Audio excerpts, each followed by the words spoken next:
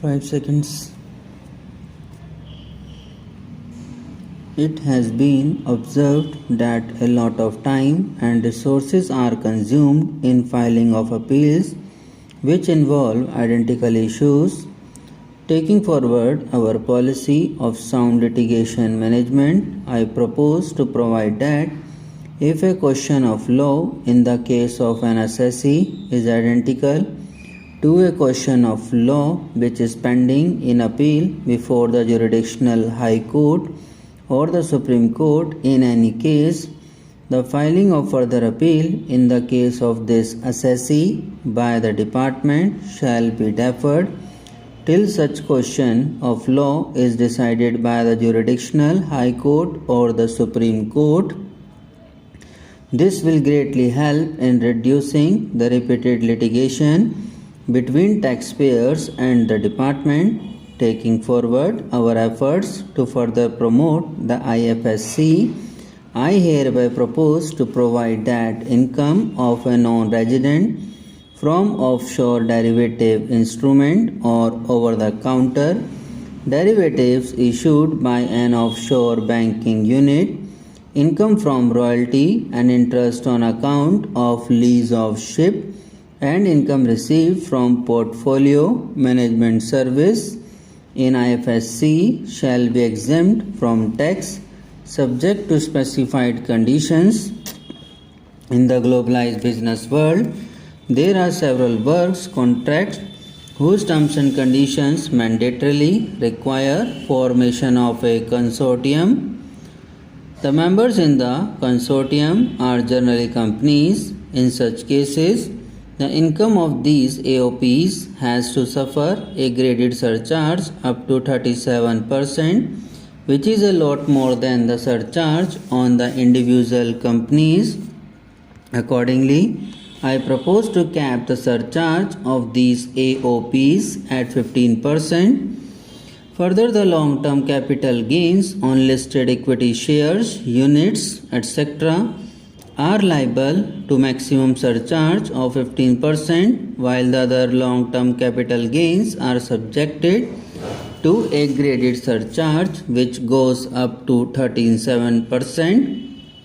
I propose to cap the surcharge on long-term capital gains arising on transfer of any type of assets at 15%. This step will give a boost to the startup community, and along with my proposal on extending tax benefits to manufacturing companies and startups, reaffirms our commitment to Atmanirbhar Bharat. The income tax is not an allowable expenditure for computation of business income. This includes tax as well as surcharges. The health and education cess is imposed as an additional surcharge on the taxpayer for funding specific government welfare programs. However, some courts have allowed. Presently, there is ambiguity regarding set-off of brought forward loss against undisclosed income detected in such operations.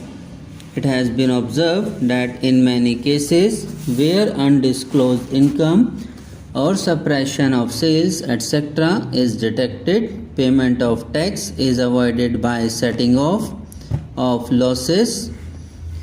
In order to bring certainty and to increase deterrence among tax evaders, I propose to provide that no set-off of any loss shall be allowed against undisclosed income detected during search and survey operations. It has been noticed that as a business promotion strategy, there is a tendency on businesses to pass on benefits to their agents. Such benefits are taxable in the hands of the agents. In order to track such transactions, I propose to provide for tax reduction by the person giving benefits if the aggregate value of such benefits exceeds Rs 20,000 during the financial year GST has been a landmark reform of independent India, showcasing the spirit of cooperative federalism. While aspirations were high, there were huge challenges too. These challenges were overcome deftly and painstakingly under the guidance and oversight of the GST Council. We can now take pride in a fully IT-driven and progressive GST regime that has fulfilled the cherished dream of India as one market, one tax. There are still some challenges remaining and we aspire to meet them in the coming year. The right balance between facilitation and enforcement has engendered significantly better compliance. GST revenues are buoyant despite the pandemic. Taxpayers deserve applause for the growth.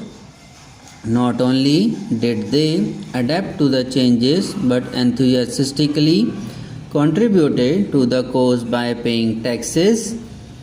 In part A of my speech, I have referred to the proposed reforms in SEZs. Alongside, we will also undertake reforms in customs administration of SEZ, and it shall henceforth be fully IT driven and function on the customs national portal with a focus on higher facilitation and with only risk based checks. This will ease doing business by SEZ units considerably.